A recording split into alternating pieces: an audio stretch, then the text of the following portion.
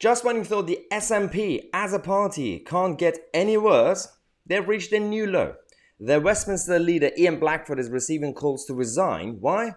Because a leaked audio that's been received by the Scottish Sun, and we're going to show it to you, he and a number of SNP members supported, at an event, a meeting, supported Patrick Grady, who's been suspended over, let's just say, misconduct against a young man who was only 19 at a time, and the fact that they don't actually care about basic morality. This is the problem we have. I'm going to show you the audio first, and then we're going to come back and tell you about Nicola Sturgeon and her lack of leadership. We should be rallying together around him to support him at this time as well. I don't think we're very good as a party at supporting each other, and I think we should be making sure that he feels supported at this point.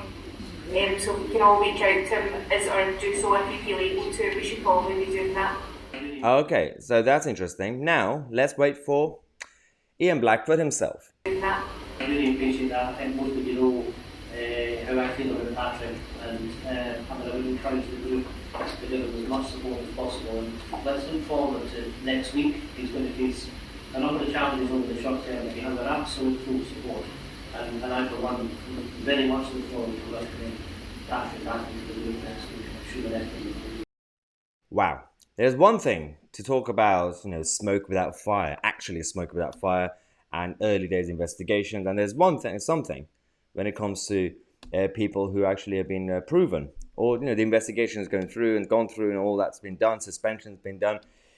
The fact that they're not even trying to be balanced, saying that, well, let's figure out, let's find out if there could be an appeal, if there could be some sort of new evidence. They don't even want to hear the other side. And this is the issue that we have. And the problem is double standards.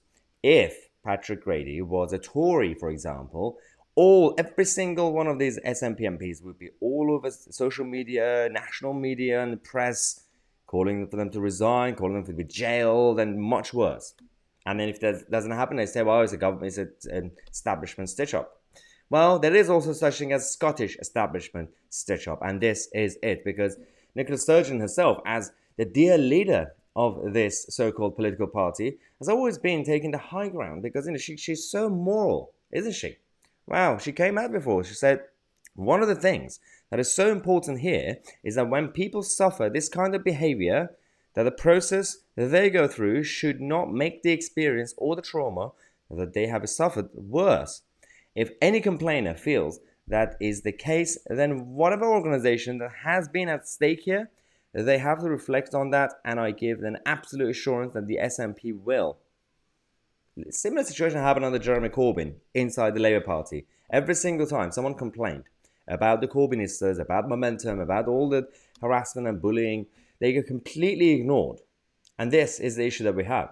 And it's funny that we are now sounding like the mob mentality of justice, justice, justice. But it is true. You need to make sure that you have a balanced process inside your party. The whole thing is based on corruption, and you wonder why people have no faith in the political class. And this is going to be used as a political tool as well for the opposition. The Scottish Tories have come out to say that it's been revealed that Ian Blackford orchestrated a campaign to back the disgraced SNP MP Patrick Grady rather than support his young victim. Blackford must resign for his appalling lack of judgment, or Nicola Sturgeon should sack him. To be fair, at least they didn't go too far and exaggerate by saying that Sturgeon should also resign. I mean, she should resign for a number of other reasons. But first, let's focus on Ian Blackford himself. It will be a peaceful chamber in the House of Commons if Ian Blackford goes, by the way, because he's always absolutely irritating. We're going to come back there, subscribe to the channel. We're going to come back in half an hour, talk about HMRC, woke HMRC civil servants who are rebelling against the government, as well as they're talking about another scandal inside the NHS throughout the day. Am I Tousi, and we are the media.